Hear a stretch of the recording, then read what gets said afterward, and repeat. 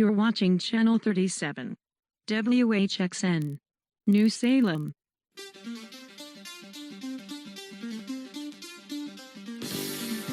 Well, I guess we're doing this. Tonight on Channel 37's Midnight Movie Show, we're staying up after midnight to endure cats. Because Jellicle cats drank too much Jolt Cola.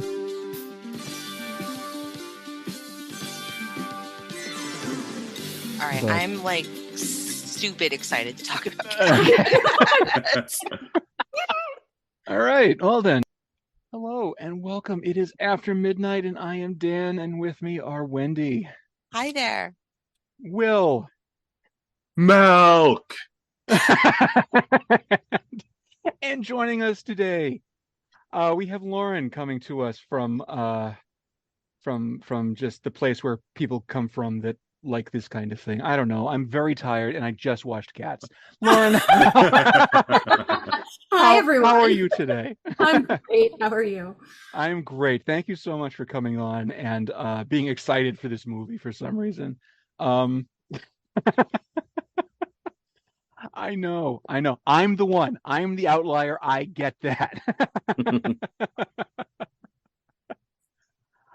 I'm excited in a it's not to say I'm a fan. I'm excited because there's so much to say about it. Yeah. And I'm passionate about the musical.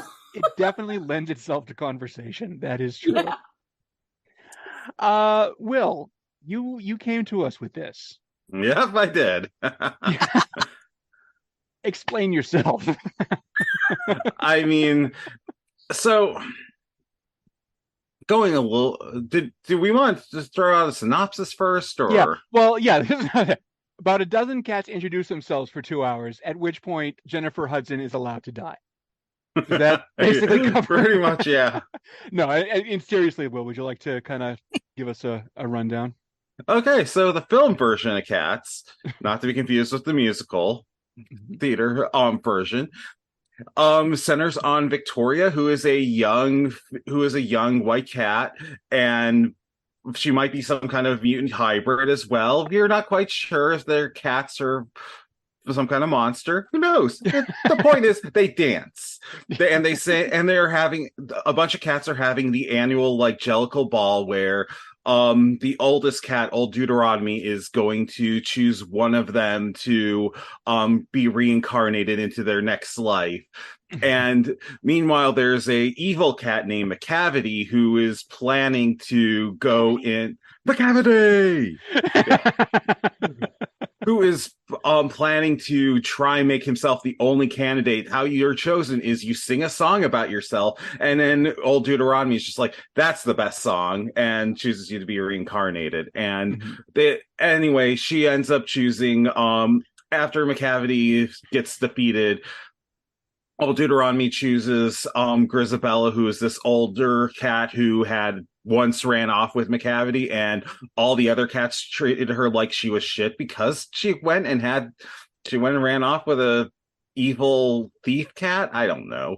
The Jellicles or are just judgy. a cat. The Jellicles are judgy. Yeah. Yeah. And then at the end, like after Jennifer Hudson flies off on the chandelier balloon into heaven or wherever, then pretty much the cats all sing about what it means to be a cat. There's a lot of songs, and it's a lot of characters get introduced for one song and then disappear from the plot. Mm-hmm. Yeah. So okay. Cats is probably the musical that got me into musical theater way back when I was much younger in 6th grade.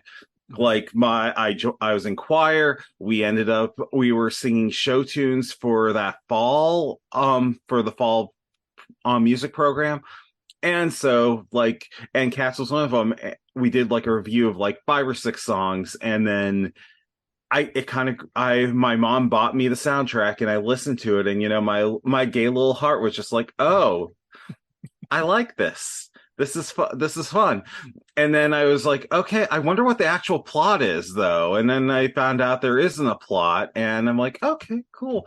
But I was vaguely fascinated with, this movie because it was in production hell for like years. Like it was one point going to be animated by Don Bluth's company, and then that fell under.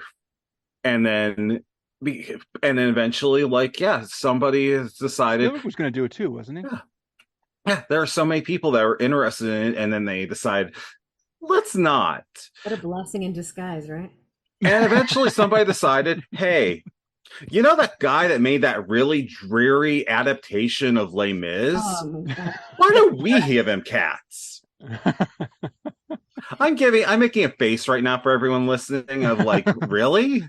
Yeah. But yeah, I mean, honestly though, if you go in expecting, the best thing you're ever going to see, you're going to be disappointed. If you go in expecting this weird, this weird movie of where it's basically a bunch of cats dancing and singing, and occasionally, something nightmare-inducing happens, you're not going to be disappointed. Exactly. I say, if you want to be in a fever dream, part of a fever dream, it's the movie to see. Yeah, I've somehow never watched this movie while under the influence, and I'm curious what it would be like, but I'm not going to try. Like you, like I came from a musical theater place for Miss. This is one of the first shows I saw as a kid, and I was lucky enough, okay, to be in a full-length production of Cats, and at summer theater camp. And when you're at summer theater camp, you think you're on Broadway because that's your experience. But also, if Cats by itself isn't weirdly horny enough, right, summer theater camp Cats is just got to be like. I mean, we were wearing unitards. Okay, we were wearing unitards. And McCavity, by the way, McCavity is a very, very loungy number. And Rum Tum Tugger is really, Rum Tum Tugger, he's like the guitar hero cat. He is the rock star cat. Would you describe him that way? Yeah. He's like the cat everyone, all cats fawn over and throw themselves toward. But yeah, the theater camp kids and cats, I don't know. He's an interesting choice. Unitards. That's all I'm going to say. But Cats itself as a musical is chaotic, right? It's not meant to be a story. It is a collection. It comes from a collection of poetry. And Andrew Lloyd Webber started this. He's the one who's like, I love this poem book. And there it went. So, but Lauren, yeah, with you're giving your history with the show, can you what were your, like, when you heard that this movie was coming out, I'm assuming you were excited or interested at the very least? I was excited. I was definitely interested. And I remember turning to Wendy and a couple of other friends who were theater aficionados and saying, oh yeah, we're going to be there on opening night and I might dress up. And then as it started getting closer, I was like nervous because when it comes to Broadway shows, especially musicals, I hold movies that come out like adaptations to high standard. Like Mavis was disappointing for me. And I was nervous. I was nervous about Cats because I didn't quite know. But then I started seeing the previews, the trailers, and I was like, they're taking humans who are dressed like cats, or I didn't quite understand like what the CGI situation. Visually, it looked strange. Strange. And that's kind of where it should have been the red flag. But I was really sorry. I'm laughing because I'm like, they took the humans in unitard and cat costumes and made it weird. Weirder, right? Like it's as if you couldn't. So the Broadway show is weird. You're sitting there and you're like, these folks, they use yak hair, like yak, okay, in the show, and unitards or whatever, painted unitards. Then in the movie, it's like they wanted to use that visual, but make more realistic humans dressed as cats. It's like, why not just jump that chasm and make them cats? Like, why don't we make cats? Oh yeah. You know what I mean? Like, I think I would have appreciated them going whole hog or whole cat. Just have them be CGI cats. Yeah. At that point, right? We have the technology for this. Right. Yeah. So I was thrown for sure. Yeah. But I was excited that they were doing it. Yeah. I'm gonna come back to you because I know that your story and Wendy's kind of intertwined when it comes to actually seeing it. Wendy, what is your history with the musical? And yeah. Well, so Cats is the first thing that I ever saw on Broadway. We went to New York on a trip a family trip in 1986, and we all got to pick one thing. And my thing was actually not Cats. That was the thing my mother picked. My thing was to go. We ate at what is it, Horn and Hartstedt? Like we ate at the last Automat, and that was my thing. Because I was a weird 13-year-old kid obsessed with finding an Automat. Just so we're clear. Just so we're clear. But we went to see Cats. First, we'd grown up going to theater in Boston.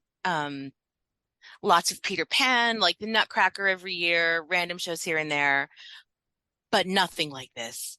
Cats was, I don't know if it was revolutionary, but it was a whole different kind of theater experience, right? And I will never forget that going to that show.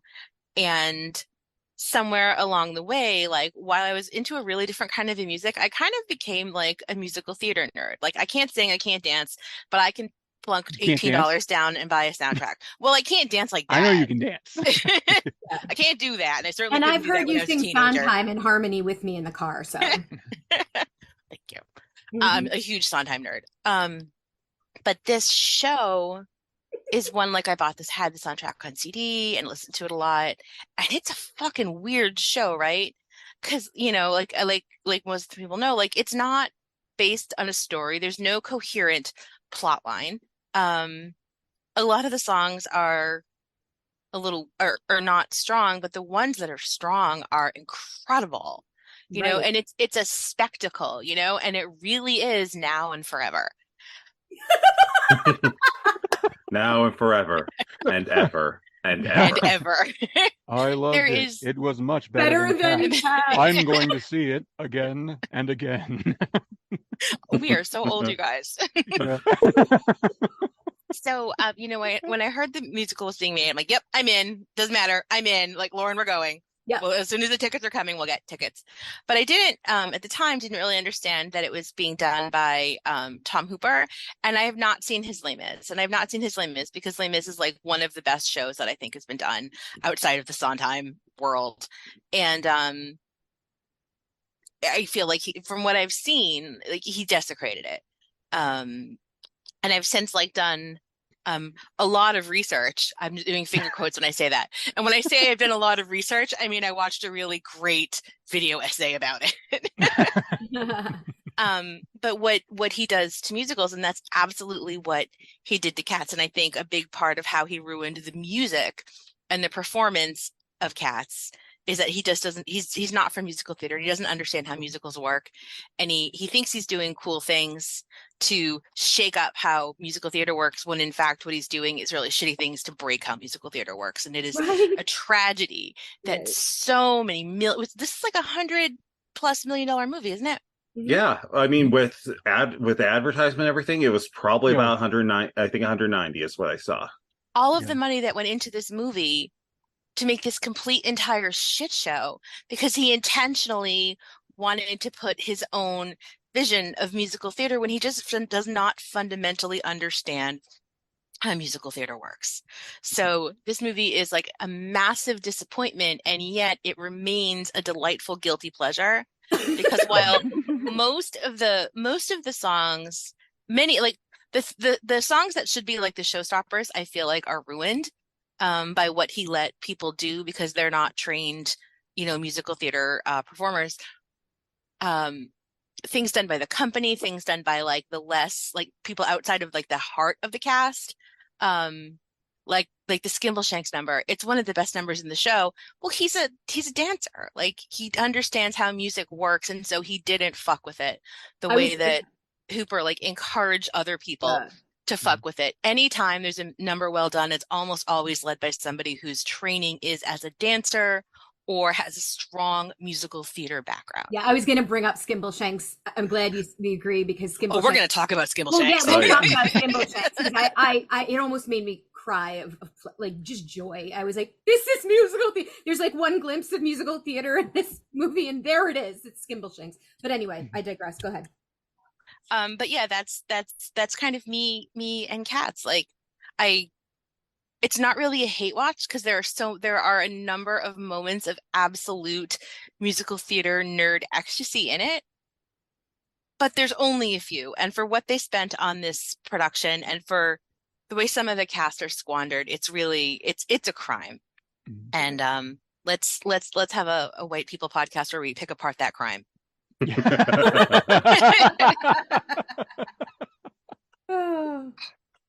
But like a couple of episodes ago, as we record this, we talked about Repo. And one of the things that we discussed is that you can't sit down and say, I'm going to make the next Rocky Horror. You know, you can't say, I'm going to make a movie that's so big and over the top that people make fun of it, and that's going to be where the entertainment comes from. It has to happen organically. And I feel like this is that. This is a movie that was made with the intent of being just a big showstopper blockbuster. And instead it was just so beset by incompetence and grandiosity and just wrong-headed thinking that people just found enormous entertainment value sitting down and watching it. And I know, and again, Will, I'm going to be getting back to you in just a second, but I do want to talk. I'm asked Lauren and Wendy to kind of comment on this because I know that you both went to this movie in the theater, and you mentioned that you had a couple of pops in you and were able to kind of have that experience organically based on just what was unfolding in front of you. Can you kind of speak to that a little bit? Yeah, I just want to start that conversation by saying Wendy, watching anything with Wendy, whether it be live theater or movie, is so much fun because she will notice. Like, we're both very into what goes on behind the scenes and all of it. But, we were prepared to like go and just lose ourselves in the story. Quote, I'm making air quotes again with story. But Wendy is like amazing at picking out visual discontinuity. Like she's able to, so during the movie, like, we're in it, we're watching, and like within 10 minutes or so, you're like tapping me on the shoulder. Look at his hand. Yeah. You want to take it from there? I think I made poor Danny crazy tapping him like every 7 minutes of the film, like cat hands. People hands. Feet, cat feet, people feet. Okay, cat right feet. now, look, right now she has people feet. She has cat feet. She has people feet. She has cat feet. She has cat hands. Now you can see the clear and distinct line where her unitard ends. And they haven't done any fill at all. Now she has people hands. Now she has cat. It's maddening because it's inconsistent. Okay, so the actors, like the production talks about how the fact that they didn't want to have the actors wear mocap suits, so instead what they had them wear was these leotards, which were basically like mocap suit leotards. Like, I don't get how they're different, but I'm not a visual effects person. Well, I think one of them has balls. Okay, so they had like little dots painted on instead of ping pong balls glued on. Is that basically it? And they have this desire to create realistic fur. And some of it looks okay, and some of it looks like a PS2 game. And sometimes people are wearing fur coats, which I think is just so that they don't have to deal with all that fur. It doesn't make any sense at all. But so the actors have bare feet and bare hands. And so, when they did all the CGI to put the fur on them and all the cat effects, which would have been so much better done practically. Sometimes they do like they don't have like paws, but they'll have like details of like cat fur, like going down their fingers or feet. But sometimes they don't have anything on their fingers or feet. And sometimes one of your major characters is visibly wearing her wedding ring. And she's the dame. Talking the dame. Yeah. Nobody reminded her to take it off. And she's just wearing it. Maybe they thought they were going to CGI it out with like cat detailing, but they didn't do any fucking cat fur on her hands. So she's just visibly got her fucking wedding ring on. So it's inconsistent among the cats, but I could even tolerate that. Like, I could even tolerate if the principal cast had consistent cat fur details on their feet and hands, and they maybe don't bother with a full company. Like, I'm sorry, but that's sometimes what it means to be in the company, right? But no. It's entirely inconsistent.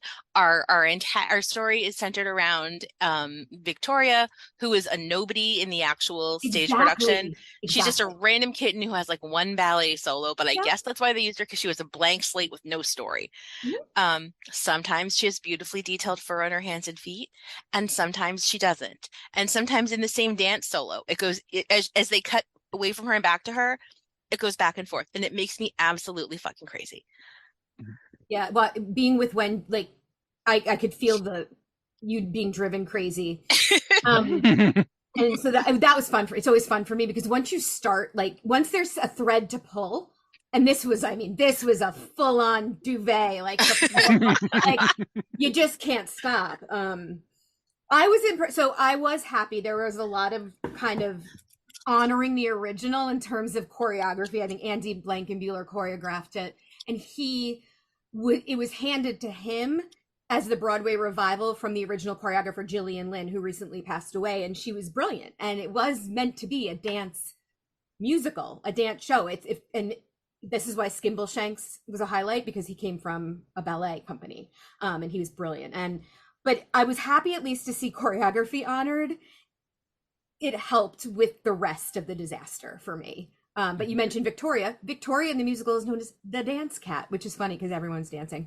But she's just there to do a beautiful ballet solo in the moonlight. But then you can't get lost in that when what Wendy described is happening. Yeah. Like, there'll be like a spin, and sometimes you see the cat foot go by, and sometimes it's a human foot. What is happening? Hence the fever dream. It's like, yeah, it contributes to all of it. I don't think I'm high right now. What? Like, I don't feel like 2 drinks should have me this riled up. Right. Acid in my drink? It's just.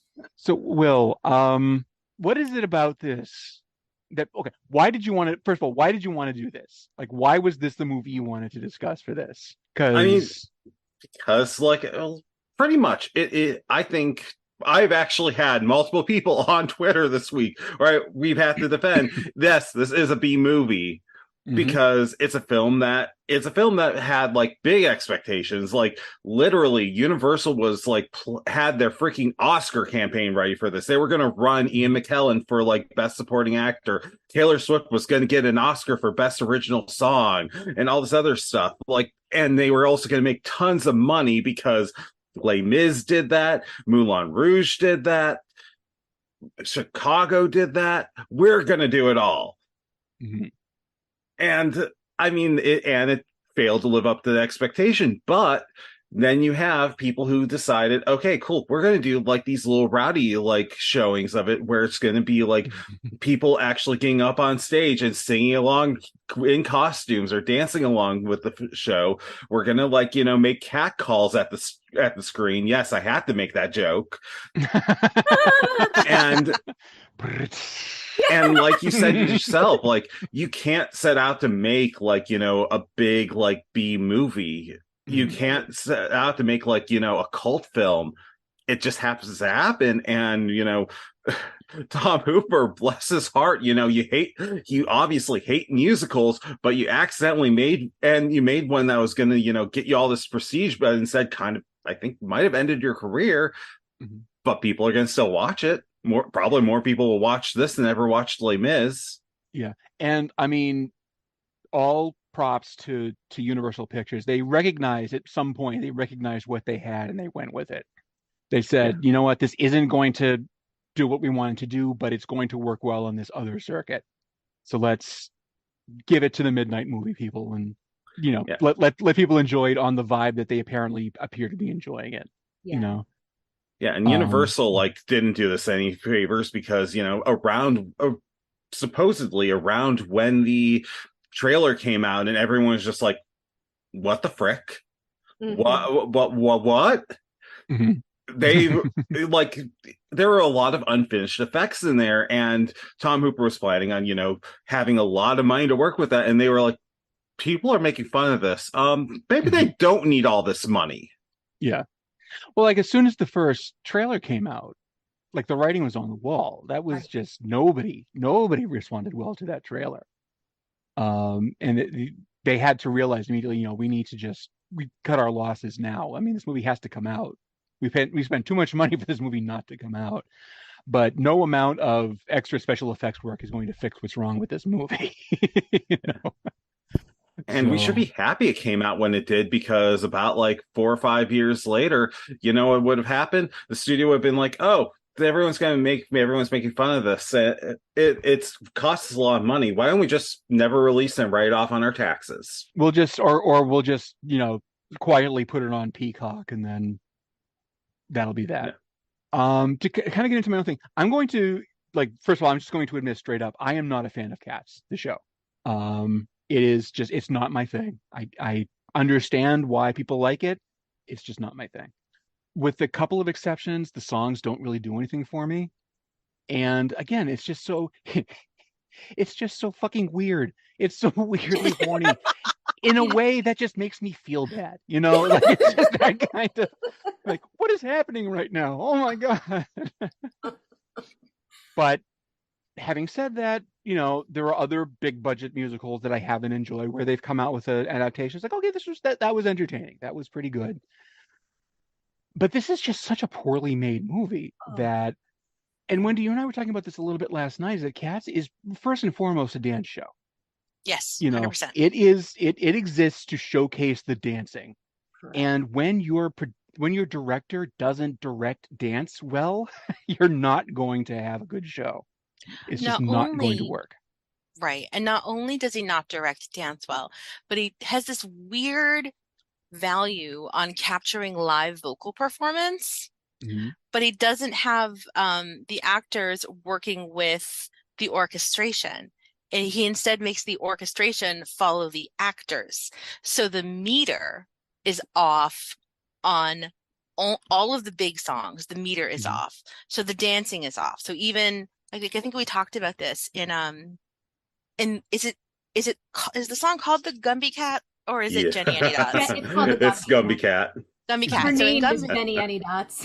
In Gumby Cat, you can see, like, there's a close-up of the cockroaches dancing, which is its own fucking nightmare fuel. Yes. They're not dancing on the rhythm. Nope. But the dancers absolutely would have been dancing on rhythm to music. But Rebel Wilson is not following orchestration or even a fucking click track. She's just singing whatever the fuck she wants, and he's encouraging it. So then the performances don't sync up. That was one of my biggest pain points, was her performance. And I love her as a comedian. I think she's very funny. And I feel like as weird as Cats is to Dan's point, it is a weird show, from Broadway or movie perspective. I just feel like that performance took it and kind of destroyed the sanctity of musical theater. Like, exactly what you're saying in detail. I was just like, I felt like if something in the movie could feel like a mockery, that performance really pushed it over the edge for me. It's that particular performance, it's really hard to watch if you I'm going to say, not even if you like the show, I'm going to say if you enjoy music. Right. Because that actually, the original song, it's like, it's sung, it has two kind of pieces to it. Yeah. Who sings it? Does Munkastrap sing? He narrates. Rum Tum Tugger. Munkastrap introduces it, doesn't he? Yeah, and he's it's the like narrator cat. He's kind of the narrator. He kind of like, he sings, when he sings, he has this like very like slow kind of a delivery style. And then it cuts over to a trio. I think is it just the Kittens? And they're singing in like a little like 40s style, like 3-part harmony. And and it makes sense that there's a huge tempo change, because the two people that are singing, like the soloist and the 3-part harmony, are singing very different kinds of song, like parts of the song at very different styles that are inherently going to have very different tempos. And she's singing both parts. So it doesn't make any sense. No, it doesn't. And she's also not adhering to the tempo switches in the original arrangement. She's just doing what she wants. She's slowing down parts that in the original piece would be in that quicker, peppy 40s style 3-part harmony. It's lazy and it's sloppy. And it's just, it's a fun song. Like, the original song is a fun song. It's a toe tapper, Yeah, it is it is the tap dance number of the show. It is the featured tap. And I love that you described, there's kind of, Munkastrap sings this ballad, I had a Gumby cat in mind, and it's beautiful. And then you've got, and when did I hustle and bustle is done, and it's just like a 40s kind of bugle number, so to speak. And she just doesn't honor, or the director, like they don't honor the composition. She doesn't bring it to her performance, and she's not expected to deliver it. Well, I feel like Hooper learned the wrong lesson from Les Mis because he did the same thing on that. Everybody was singing live. Yeah. On that, but he had Hugh Jackman playing Javert, and it didn't, like, before he was, a big A-list action star. He was a Broadway guy. He was a guy that came up through the ranks as a musical theater performer, and he knew how to sing these things.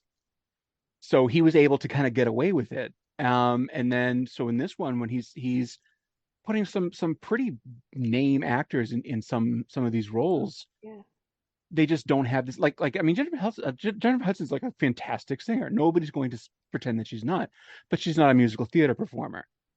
So she can sit there and just belt the song the way that she would normally belt the song, and it just doesn't fit the rhythm of how the rest, because there's a lot of working parts that have to go into this sequence. And if one of those things is off, then the whole thing just doesn't work. Yeah. And she's not working under the direction of, anyone from like the orchestra. She's like her own independent music director. There's not someone working with her, which would be the norm. She's done this before. She knows how to do this. And she's been giving the freedom. And yet when you look at like the spectrum of like where especially these bigger name performers are given like carte blanche to just go ahead and free sing, like we're going to capture a live vocal performance. You just sing. You don't have to do anything. She's the closest to following the orchestration as it's written, but she's still placing some notes in different places. But if you compare that to Old Deuteronomy, to Gus, like those are very talented actors, but they're not trained in musical theater. Or if they were, it was a lifetime ago, and this is not what they've done for their living. Yeah. Or I'm going to make all the Swifties hate me that might come across this podcast. Taylor Swift is a great singer. She is not a great actress, and she is not a great and she is not great with singing musical theater. She is great with pop, and trying to do McCavity as a pop number just does not work. And the song they developed for this one, because you're doing a Broadway musical adaptation, but you want that Oscar, so you're going to make an original song. The original song they made, Beautiful Ghost, is just it's obvious that they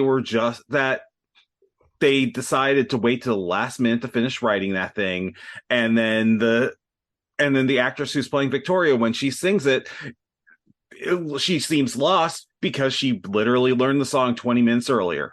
Yeah. And it doesn't really belong. It's like when they again, Andrew Lloyd Webber wrote the sequel to Phantom of the Opera, Love Never Dies. It was like the song version. Like, you didn't need it. Don't insert something that it doesn't need to have more. We're already dealing with a bunch of weird shit. Like, like, it's not unusual for a movie adaptation of a musical to have a new song in it. Right. That's very, very common. Yeah. Well, and they're almost never good. Yeah. Because you want to have the for your consideration Oscar song, right? Yeah.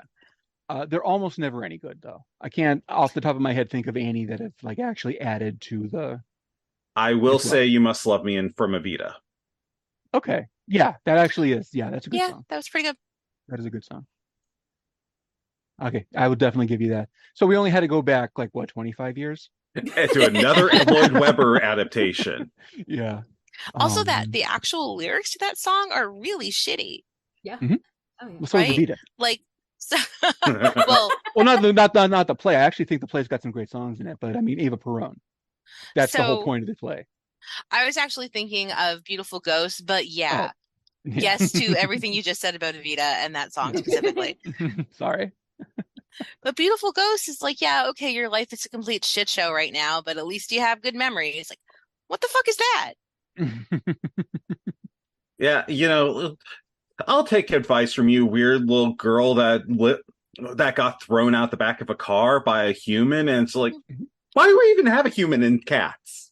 There are no humans in Cats, and yet there are humans in this Cats. Yep. And also Victoria, let me just reiterate that Victoria in the musical, she's the dance interlude. In the script, you'll literally see Victoria the dance cat, and she's supposed to just do this beautiful ballet number in the moonlight. And that's it. Why they gave her plot, or again, air quotes. Well, they gave her a plot. They gave her a love interest because her and Mr.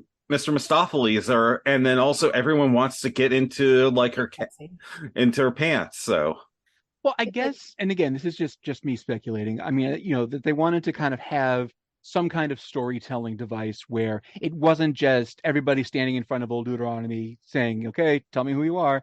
They wanted to introduce people, and they used Victoria as a means to do that. I can understand that. Yeah. But yeah, I mean, like to the point of like there's no humans and cats. Like the whole thing of having cats in the human world, it's interesting. It would work if they had any idea of how big a cat was. If they had just the slightest idea.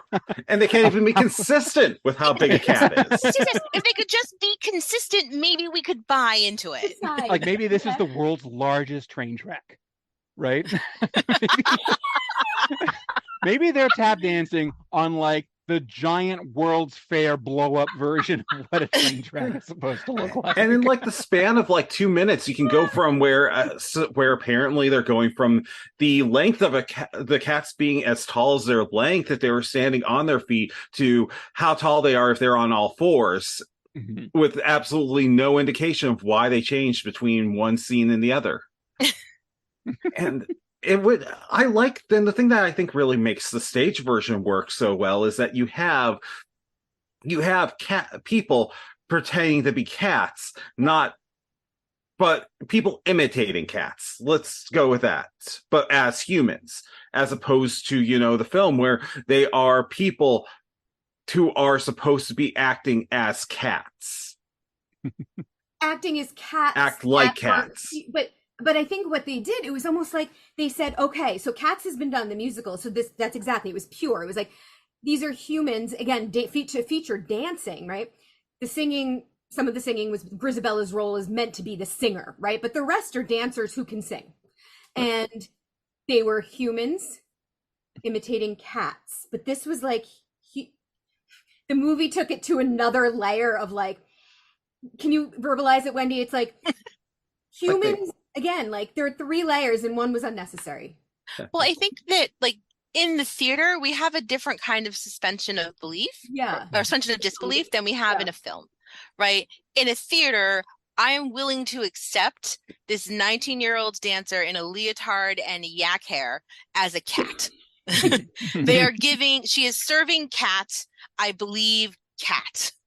But also in the stage musical, like they do a lot of like the way that they move is very feline.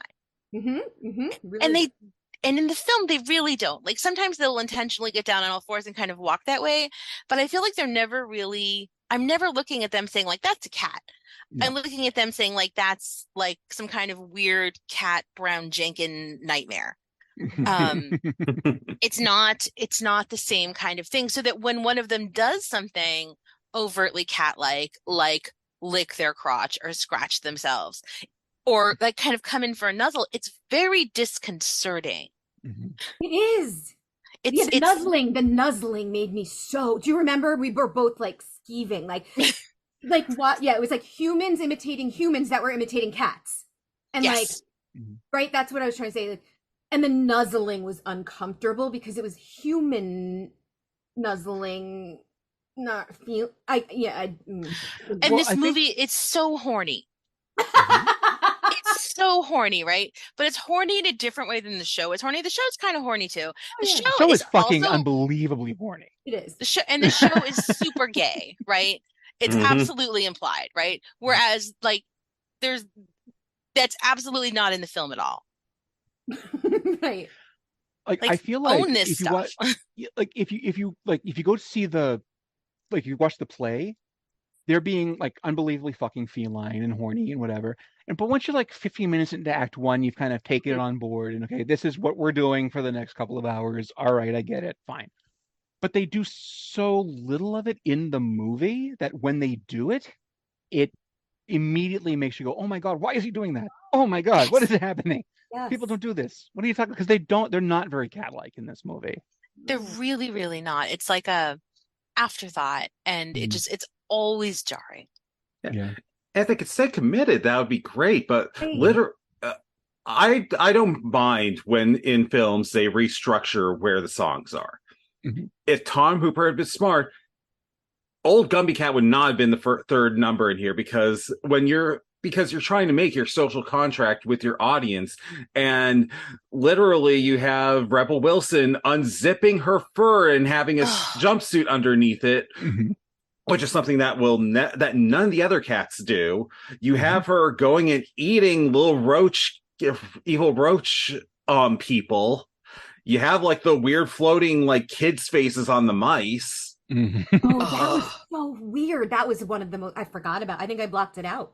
Like it's traumatic. Yeah. If it would have went right to Rum Tum Tugger, I think the film might have had a chance.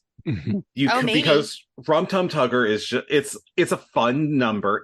Would be great as like your third number, and then you do Old Gumby Cat.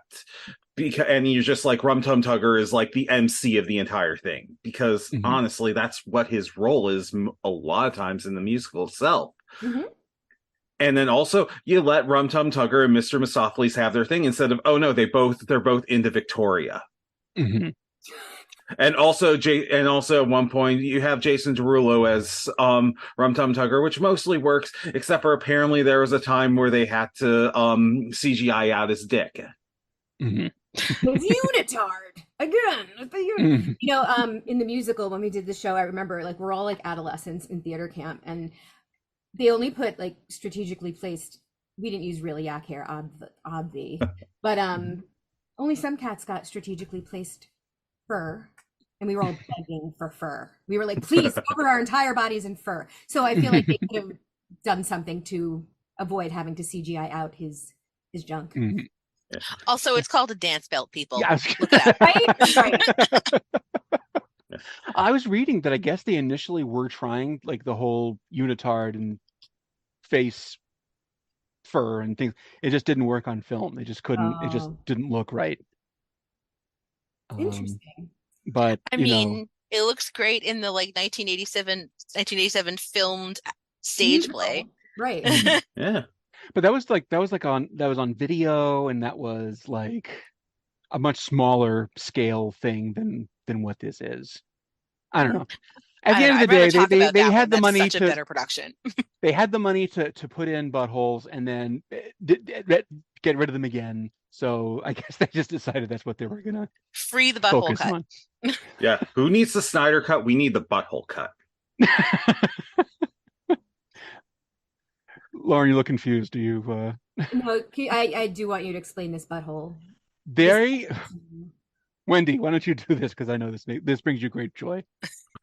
So you may not have thought about this when you were watching the film, but there are a lot of cats with their tails up very high. There are a lot of cat like rear shots, but there are absolutely no cat buttholes in this movie.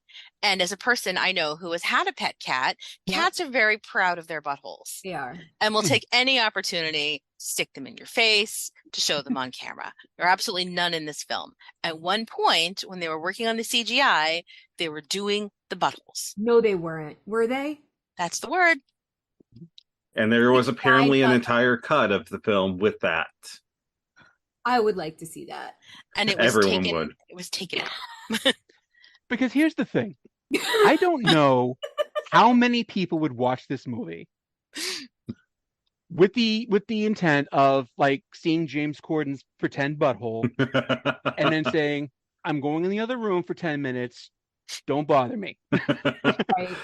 I don't know how many people. It's not zero. It's not zero. It is not. It's not zero. And I believe this very intently. You do you. Do whatever you want. It's totally up to you. James Corden gets to go into this situation ahead of time knowing that his pretend butthole is going to be on screen. I have a feeling Taylor Swift had something to do with it. Like, I feel like they would never give her a butthole. I don't know. And then you have Idris Elba. Like almost every single one of these actors, they are kind of very sexless. Like for being a horny film, like it's obvious. Okay, yeah, no, this is just everything. Idris Elba has abs. Mhm. He does. And and also like the actual like his skin tone is the same as his cat skin tone. Which is a problem because McCavity is a ginger cat. It even says so in the lyrics.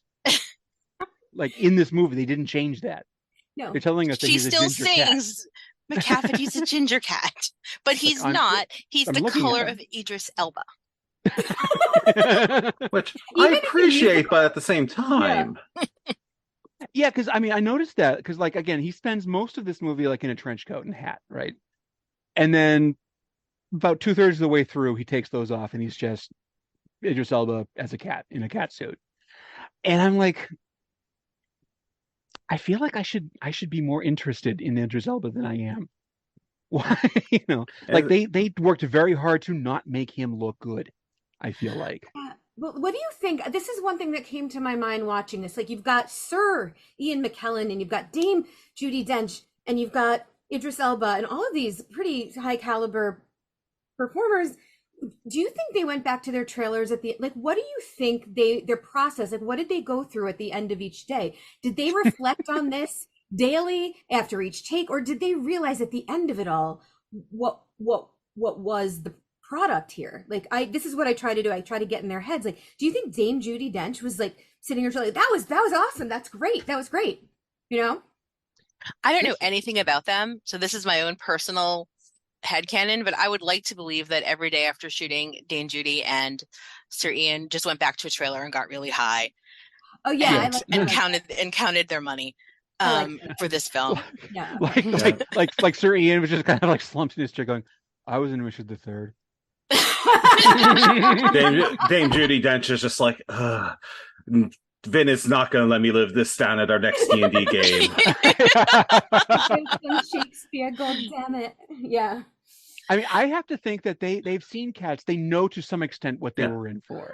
They knew exactly what they were signing up for. They couldn't have possibly known how bad it was going to turn out because so much of how it was turned out is down to the direction, down to the editing, down to the special effects, down to just choices that were made after they were done with what they were doing. But I feel like there is actually really interesting speculation to be made here, and I would also love to know, because these are seasoned professionals, like the top of their craft. They have not, what I know them for is not musical theater. I don't know what their early careers were. I don't know what their training was, but they certainly have been to the theater and they are familiar with how things work. And they have to be fundamentally familiar with the idea of working with the orchestra.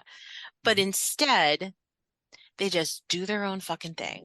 And they're encouraged to do their thing by a director who's mad and drunk with power, because of the success of his desecration of Les Mis. And they just, I mean, they clearly like leaned into it, because there are other performers who are not well known for film work. Like we talked about, the actor who played Skimbleshanks is a great example. I believe his name is Stephen McCrae, and he is a dancer. And he's a dancer who can sing, right? He 1,000% knows how to do that. He did not lean into he's going to free sing. Fuck no. He leaned into give me my orchestration, give me my click track. We're going to do this on tempo. We're not going to have a meter nightmare. I understand how musical theater works. And there are others that clearly made that choice as well. Or there are times when you're working with the whole company when you just have to, because they can't free sing. They have to work with that. But I don't know. Like I would also love to know, because they know how this works. They have friends who know how this works. There's no way that they have no familiarity with this. Old Deuteronomy is like the glue of the stage show, and Gus Gus doesn't even sing his song. His song is sung about him.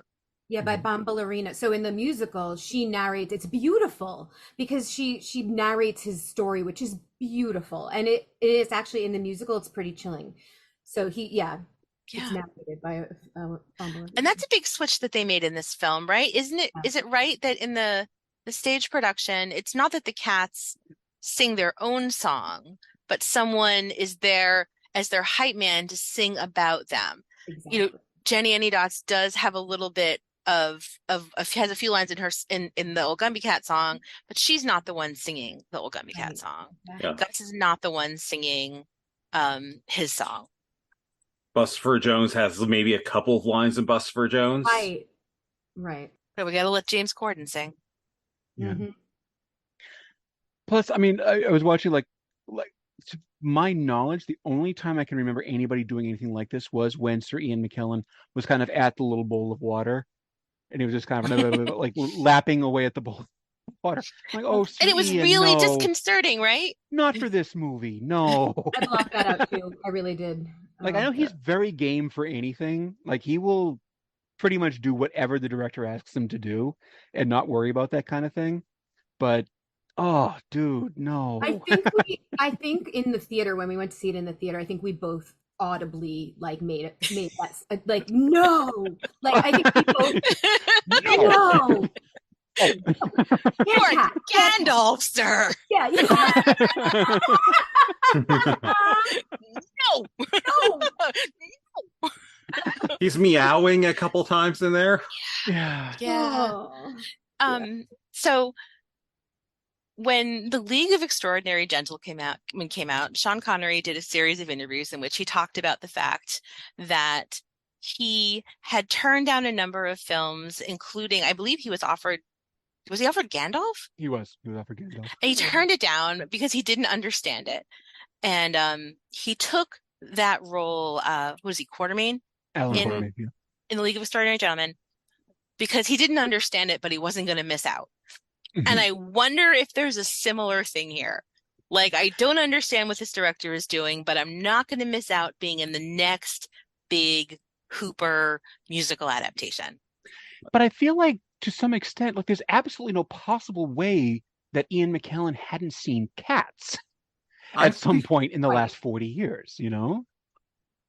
Are you I even think, like- allowed to like work in the theater and not have seen London, Cats? especially. I mean, Andrew Lloyd Yeah. Webber is from. It's all London theater people, producers. Yeah. Trevor Nunn, all of the John Napier, all of the Cameron McIntosh produced it. They're all the same theater group in London. I'm sure he's seen it multiple times. Yeah. I mean, Ian McKellen is a very gay man. I've seen him dancing to Kylie Minogue on SNL in the background. Yeah. And literally his episode where he hosted Kylie Minogue was the guest musician, and you literally see him like dancing along with I can't get out of my head. It's like, it's terrific. Anyway, back to the point. No, I feel like Ian McKellen is the person who looked at everything that Tom Hooper was doing, and rather than correcting him, decided, you know what, gonna get my paycheck, but I'm also I'm gonna have the time of my life here. Yeah. I'm gonna meow. I'm gonna lap up that water. I'm gonna, I'm gonna Rex Harrison my song as much as I can.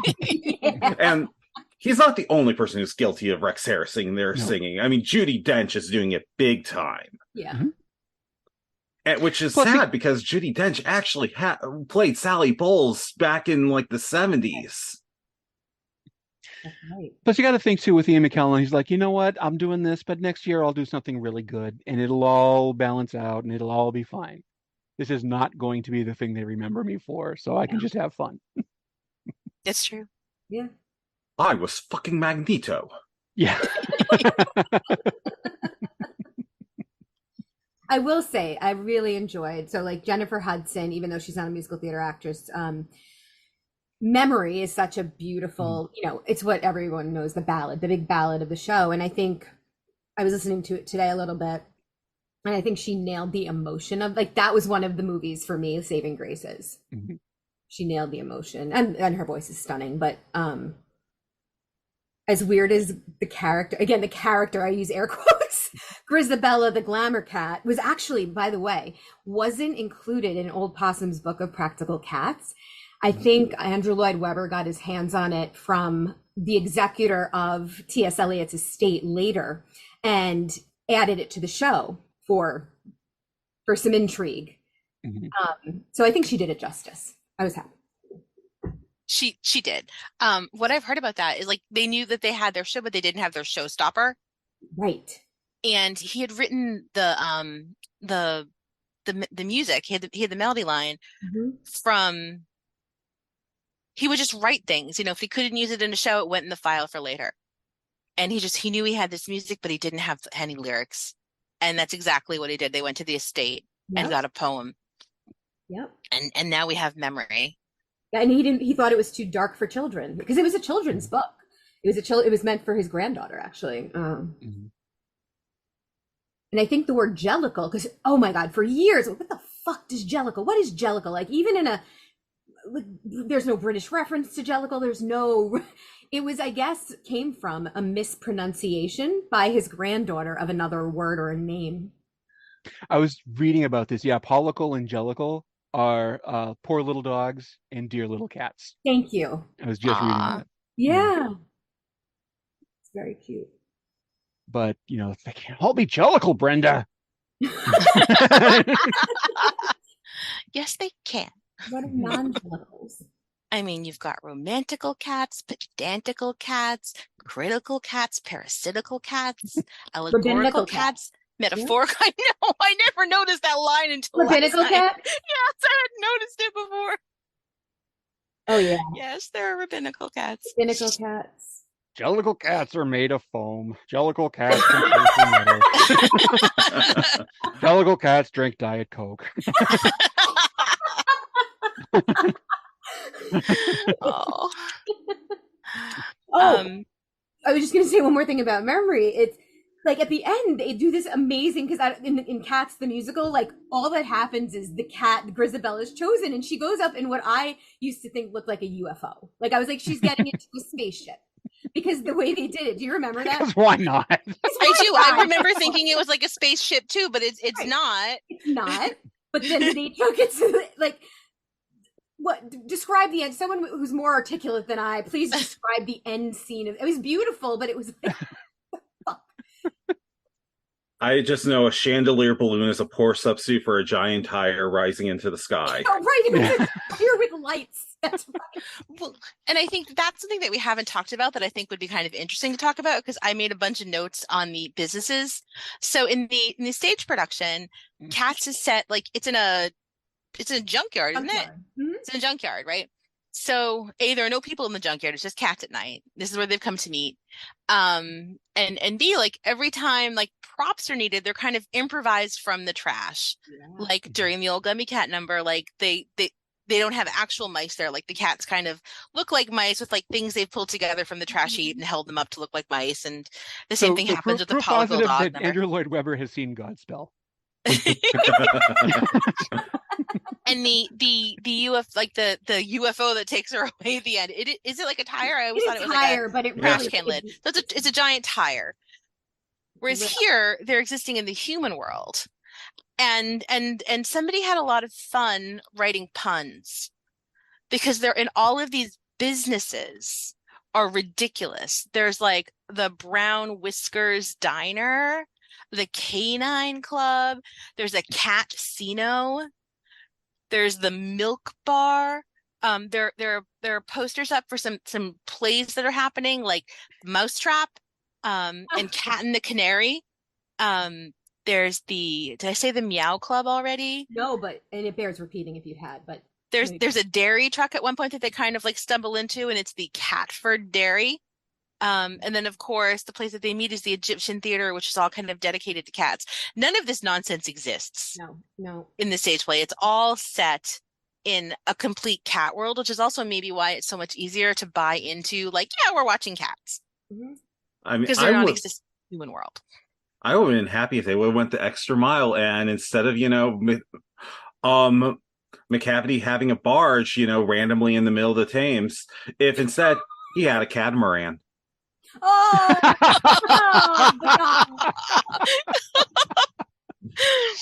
I feel like if Dave was here, he would right now be shouting, Ackerman! Ackerman! Yeah, no, I really enjoyed that as part of the musical, where like the Skimbleshanks, the Railway Cat number, they went around the junkyard. They had an umbrella like halfway open for the front grill of the locomotive, and like they really pulled together a train, with all of these common things you'd find in a human junkyard, like with human waste in it, human garbage. And it just another thing that pulled me way out of what world am I in right now, you know? Yeah, because like that's a great number, but all I can focus on are the scale of the cats to the rail, like the train beam track thing, and also the fact that all of the cats suddenly have on tap shoes. And those cats are just randomly wearing sneakers. Why are they wearing sneakers? Well, because that's the twins, and they're hip hop dancers, or they're like fusion dancers, and that's what they do. But why is it the 40s? But the twins. Is it though? They're the twins, though. You just have to know, like, and that's such a random thing. Like, I don't know. Do the people know who they are if they are not somehow connected to the dance world? I don't know. But like, they're really well known in the dance world. They're really innovative. In fact, they like part of what they do now is they go around and they perform and they teach. They teach their cats choreographies now. But they're really big dancers. And they're cast in the film, but you would never know that if you didn't look up who are those two cats. And like, oh my God, it's the twins. So I do want to do one thing. Will, I'll start with you. Can you just tell me something you liked about this movie? I mean, okay. For all the problems with little things with how the music's done, Jennifer Hudson definitely has when Jennifer Hudson goes on concert in like 20 years and is doing her greatest hits, she's doing Memory in there. Like Jennifer Hudson gives a good performance. Skimbleshanks is obviously just like a great number all around. And I'll fully admit, I was never not entertained watching this. Okay. Yeah. Like I always found myself, paying attention to the film. Like a lot of times a movie I'll be like, okay, cool, and look at my phone and it's just like, no. I need to pay attention because I might miss the next horror that happens. And I don't want to miss it all. I don't want to miss a single bit of it. Mm-hmm. How about you, Lauren? What are some things that you enjoyed? Skimbleshanks, the number it got me as excited as it gave me the same feeling I get when I'm sitting in the theater watching and listening to familiar songs, and it just makes me well up, because it was just so heartfelt, and he's a professional dancer, and it was just well done. Jennifer Hudson was another highlight, and also I think from a cinematography perspective, the photography, the setting of London, I think they captured, the rainy streets of London well. It looked nice, yeah. Yeah, it looked nice. The backdrops and the lighting captured that for me. Excellent. And yourself, Wendy? I mean, Skimbleshanks, right? Yeah. Jennifer Hudson's fantastic. I really enjoyed Mungo Jerry and Rumple Teaser's number.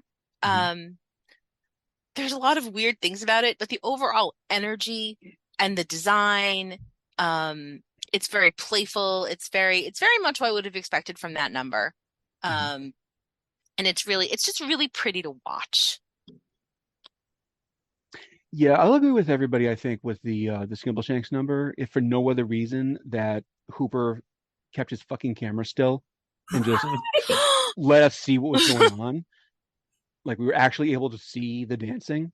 I like Mistopheles, not necessarily the number, although that was fine, but the actor doing the job, I thought I liked him. I thought he was very appealing. And there were lots of moments where James Corden was not on screen. And I was So I do have to add one other thing I appreciate about this film. We had like a long period where there were a lot of like gritty, realistic musicals in the 2010s. And I feel like this and Dear Evan Hansen were the death knell of that. Like I feel like looking at everything that we're seeing with like the Wicked adaptation that's probably coming out eventually. I don't know if it will or I'm so not, scared. but it looks like it's colorful. It's it looks doesn't look like every other film that they release during the month of December that is specifically created just to like get an Oscar. Mhm. It and I'm hoping, it's a case where it's leading into, better things as opposed to being like Strike 3. Mm-hmm. Because we get an Andrew Lloyd Webber adaptation like every 10 years.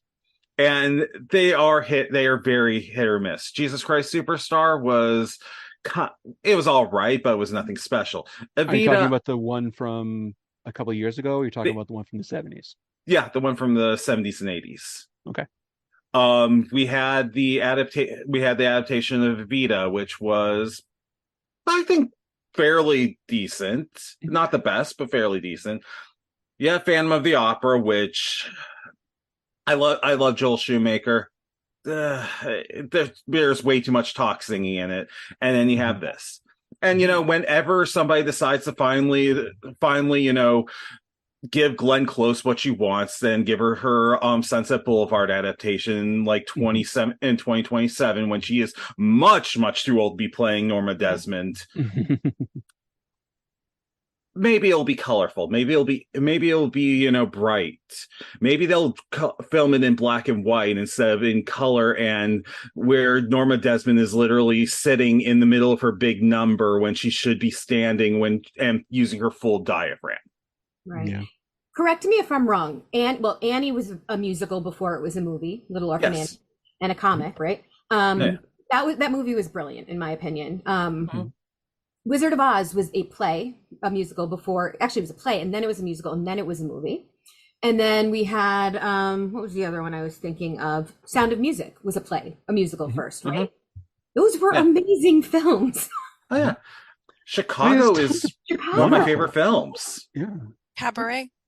Cabaret with Liza, Music Man. right? Yeah, You know? yes, it's possible. It's doable, right? There are Absolutely doable.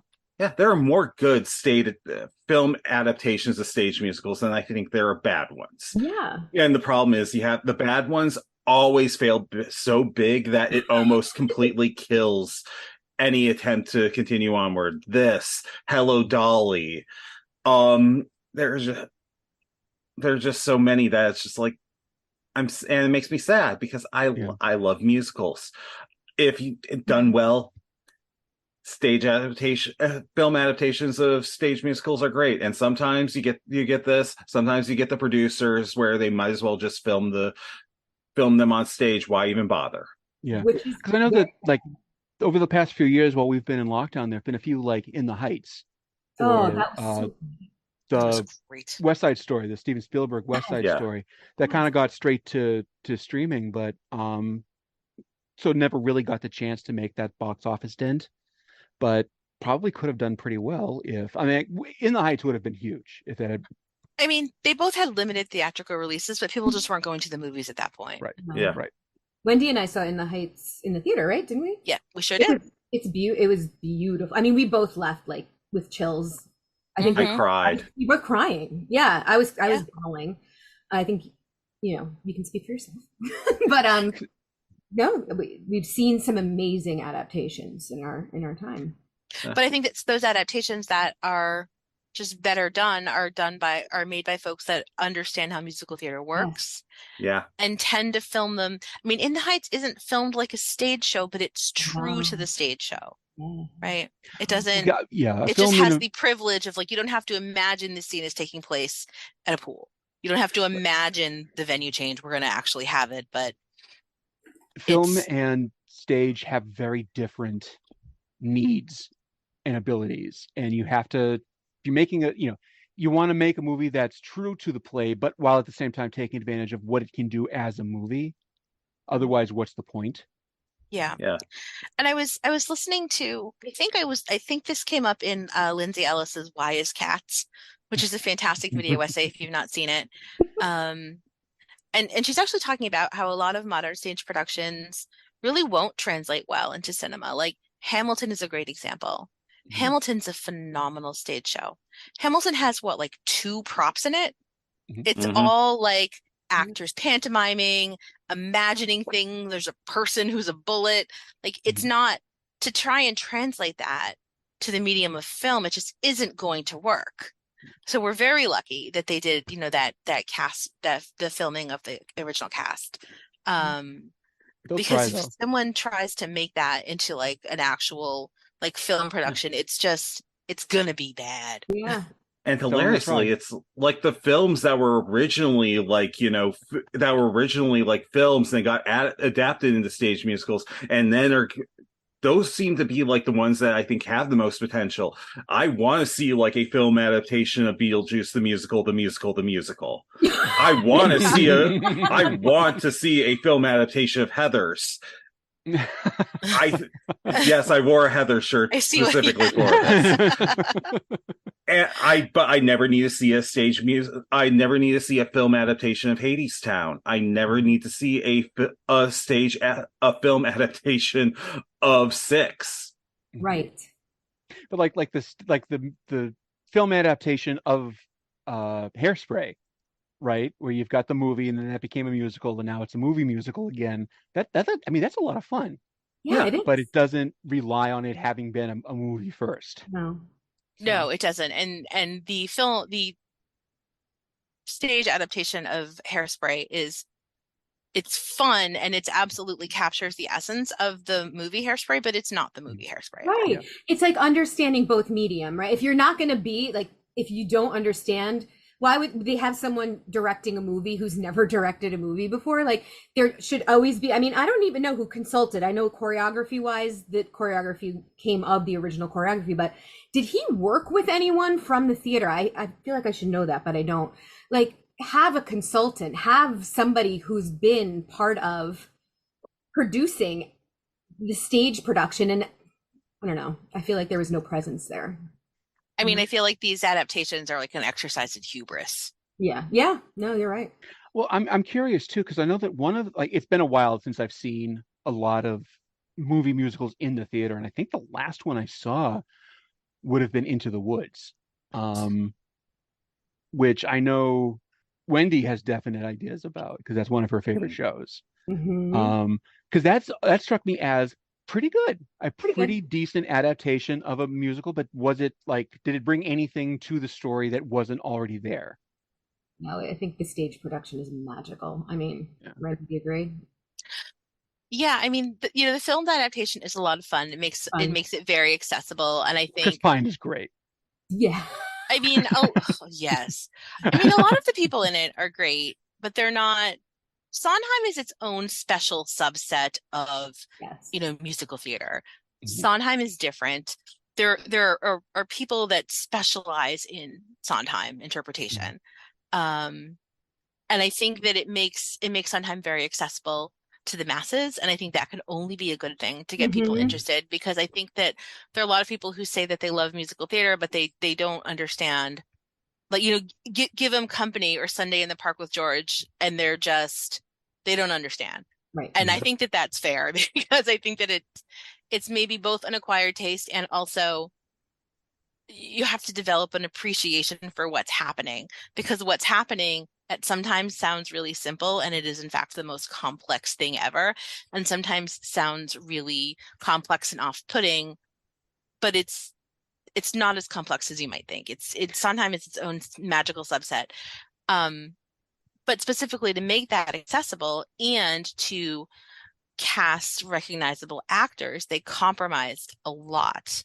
Who plays the witch? Is it Glenn Close? No, it was Meryl Streep. And Meryl Streep, excuse me. It's phenomenal. My goodness, but it wasn't. She's not a Sondheim diva. Oh, yeah. No. Very few people on this planet can handle that song. Absolutely. She could not handle that song. Meanwhile, you have Christine Baranski in the film in a very unthinkable role when the witch was right there. Mm-hmm. Oh, I wonder if she would have been a good witch. It would have been great. Oh, yeah. Which I guess is a question that I have about things like this, because again, things like this or Sweeney Todd, the Tim Burton Sweeney Todd, that make these Sondheim so accessible, does that do it a disservice by making people think that it's actually a lot easier to do than it is? because Sondheim is notoriously impossible if you're not a very special kind of He trained. did it great. He did a great job with it, I thought. Yeah. That's a really good question, and I think that's part of why Cats upset me. Is because these movies are a chance to make musical theater accessible to people who might not be able to get to the theater. And and also to help encourage a love of theater, right? To bring people to the theater in the future, Right. And this tells people everything that's wrong with the theater. You know, this is a commercial to never go to the theater. Maybe Tom Hooper thought it was like, I can do this, right? Like to Dan's point, like, I got this. No, you didn't have this. Yeah. We need like Ron Howard to come in and do a voiceover for us. Tom Hooper, in fact, did not have it.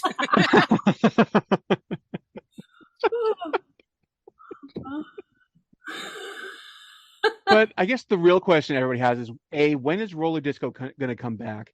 And B, when it does, are we finally going to get the Starlight Express adaptation that we've been so sorely waiting I've been for? waiting for my shot to make that joke. Oh.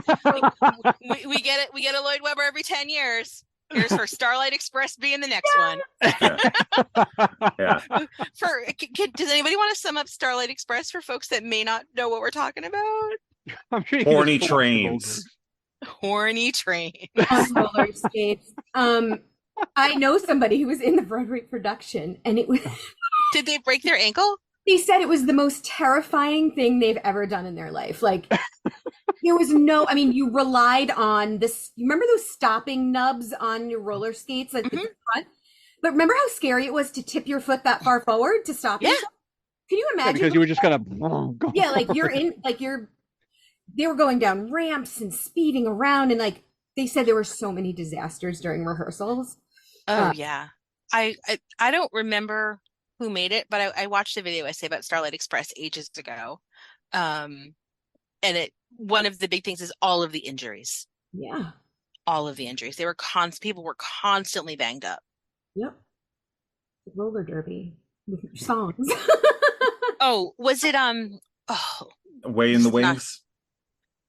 Oh, maybe. Then what is the name of the actor on 30 Rock? She was Jenna.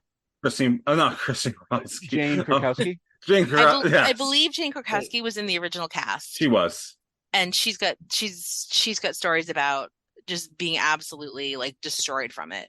It was just really hard on everybody's body. Yeah. Andrew Lloyd Webber, man. Yeah, he's quite a. He likes cats. It's about cats.